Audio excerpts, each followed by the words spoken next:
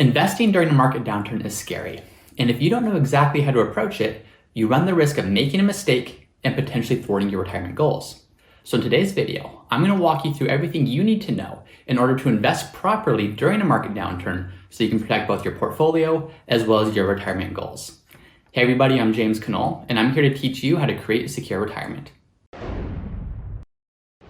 Ideally, the best time to start investing for a market downturn is before the downturn actually happens. Now, depending on when you're watching this video, that may or may not actually be possible.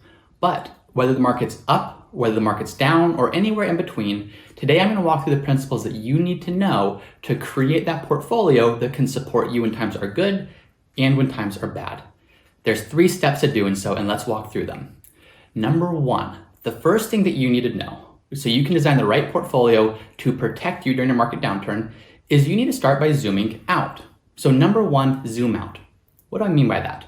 Well, before looking at the specifics of what investment should you invest in, or what particular fund or stock or whatever it might be, we need to get a sense of what landscape are we investing in. How do stocks work over time? How do bonds work over time? That's the first step. So as we look at that, we need to understand the likelihood that stocks will go up in value, that bonds will go up in value, and anything in between. So let's look at this example. If you look at stocks, we want to understand how frequently do stocks perform well? How frequently are you going to have a positive outcome?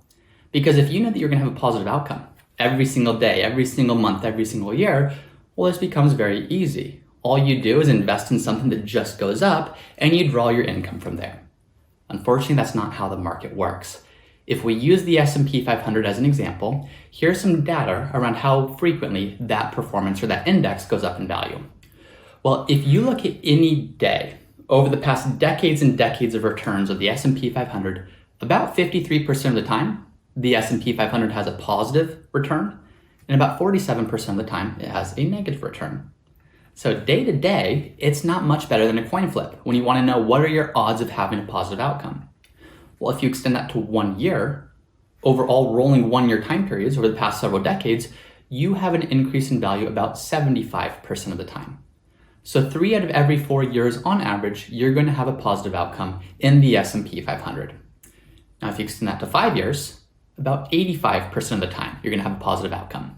So there's still 15% of the time when you look at rolling 5-year time periods that you're going to have a negative return. But what you start to see is that your odds of a positive outcome are becoming more and more likely, 85% at the 5-year mark. At the 10-year mark, over all rolling 10-year time periods, 95% of the time the S&P 500 has a positive outcome. And at the 20-year mark, there's never, historically speaking, there's never been a time period where the S&P 500 hasn't made money. Now, this is not predictive. This can't tell us what's going to happen in the future, but it's a very good place to start. And why do I start there? Well, for this reason. We look at the stock market as risky, and the common conception is, oh my gosh, if you invest in the stock market, you don't know what's going to happen to your money. Well, in the short term, that's very true. In the short term, your odds of a positive outcome versus a negative outcome aren't that different. But the longer you have to invest, the more and more likely it is that you're going to have a positive outcome, which is ultimately what we need as an investor to be able to support our retirement income needs. So keep that in mind for a second. The day-to-day, it's about a 50-50 chance you're going to have a positive outcome.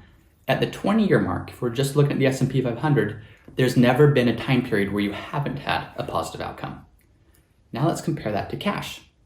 Cash is typically thought of as the most conservative investment. Cash is the investment that stays stable, and so to us or to most people, that seems conservative, and in a way it is, but in a way it isn't. As we look at cash, whether you look at it over a 1-year time period, a 5-year, a 10-year, a 20-year time period, cash is cash, and it's just going to be there. $1 today is $1 tomorrow. It's $1 a year from now, 5 years from now, 10 years from now. So it seems very secure, but here's what I want you to also understand. So compared to the S&P 500, what cash is not going to do is it's just not going to grow for you. Or compared to any investment for that matter, or a diversified investment for that matter, cash just isn't going to grow. So yes, the value stays the same, day after day, month after month, year after year, but take a look at this. Let's assume a 3% rate of inflation, which is right about what inflation's been historically. It's actually a tad bit above.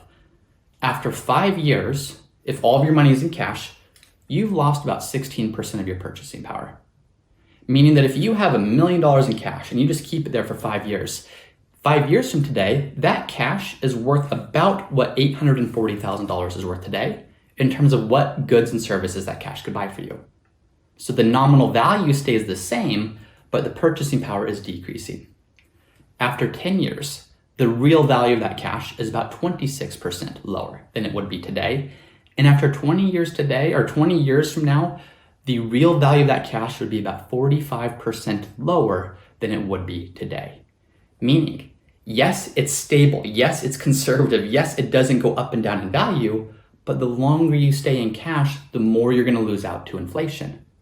So this is very important to know as an investor, because as you're trying to structure the right portfolio to say, how should I invest both in good times and in bad times to be able to weather some of those down markets, it's important to have an understanding of how do different asset classes protect.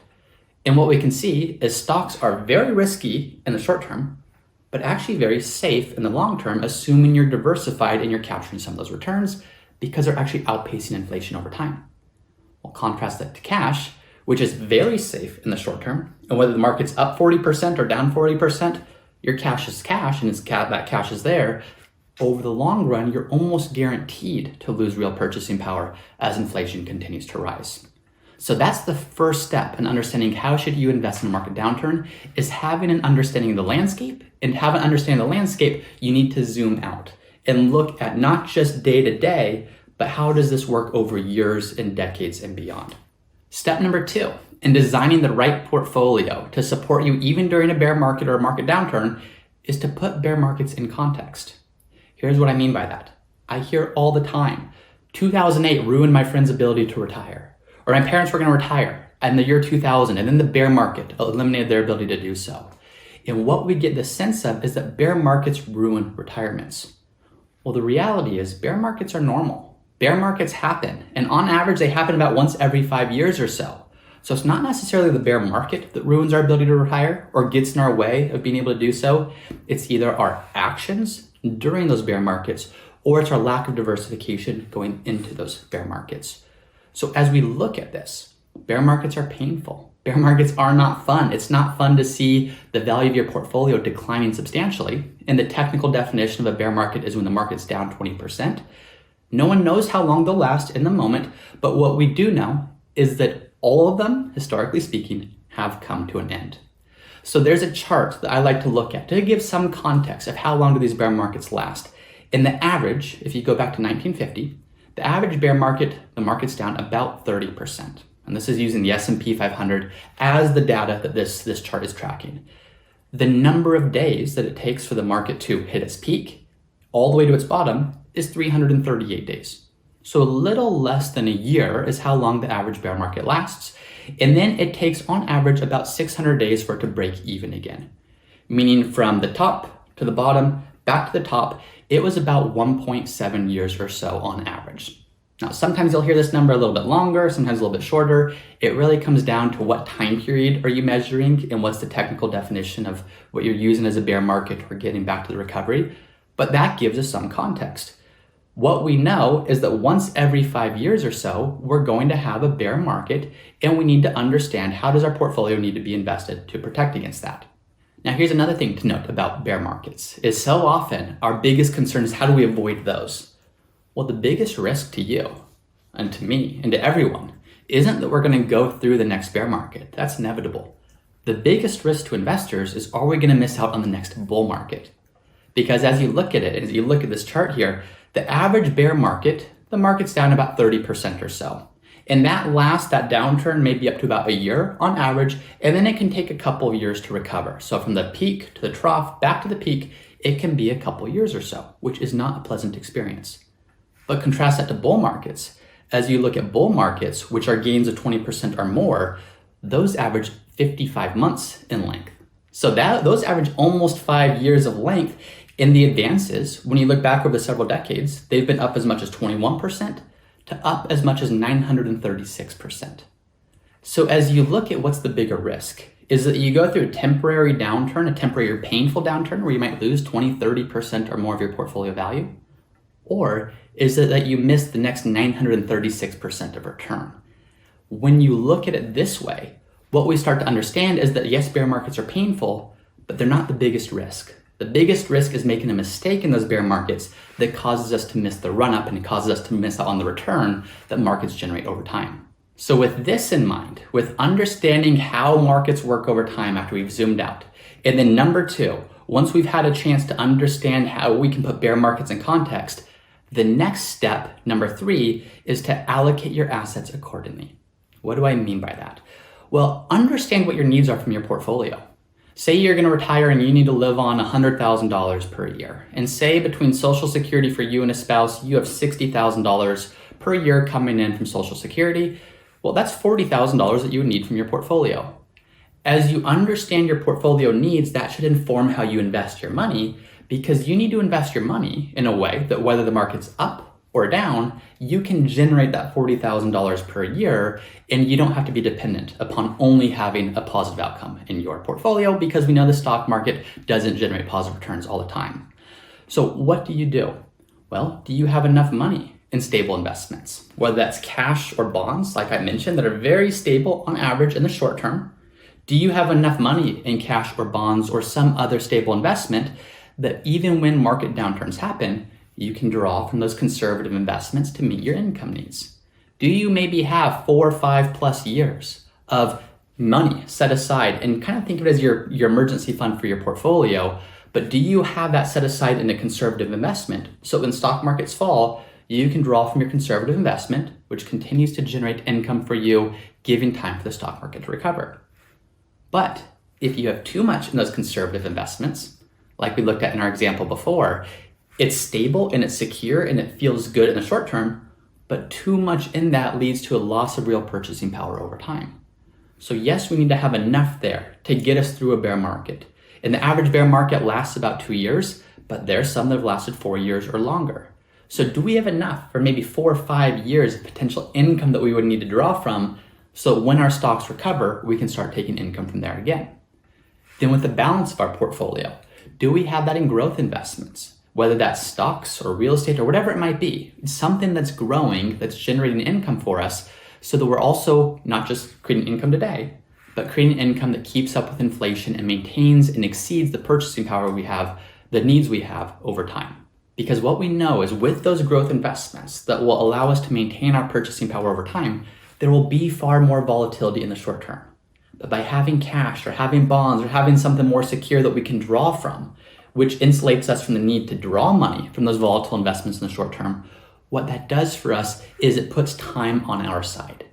Going back to that example I used at the beginning, the longer we remain invested in stocks, the higher and higher and higher and higher our probability of a positive outcome. And not just a positive outcome, but a significantly positive outcome where we're able to make substantial amounts of money with our money. But to do so, you need to have that portfolio emergency fund. You need to have that amount that's in secure investments that you can draw from, giving you time, buying you time for that for that growth to happen, even in the midst of the ups and downs in the market. Now from there, ideally you're doing the rebalancing, you're doing the tax loss harvesting, you're drawing money in the right way if you've listened to me talk about a guardrail strategy or an optimal withdrawal strategy. But in order to create the best portfolio, or in order to create the right portfolio for you, to survive and even thrive during a market downturn, you have to zoom out to understand how do these different investments work over time. You have to put bear markets in context, and then you have to allocate your assets accordingly to protect against those bear markets, but also protect to preserve your inflation and your purchasing power over time. Now, all this being said, I want to point out one very important thing. It is never fun as an investor to see your money going up and down. That will be an inevitable part of investing for the rest of our lives. But if your portfolio is structured the right way, you can at least have that peace of mind knowing that as you're going through those ups and downs of your portfolio as a whole, you've got the right individual components to draw from when needed to protect your purchasing power today and protect your purchasing power over time. If you want to learn more about where should you draw income that first year of retirement, be sure to check out this video here where I go into more detail on just that. Thanks for watching. This is James Knoll with Root Financial Partners. If you enjoyed this video, please be sure to share it with someone else who you think would benefit from this information. And also, please be sure to like and subscribe for more content just like this. Finally, if you'd like to see how we help clients create a secure retirement, be sure to check out our website at rootfinancialpartners.com.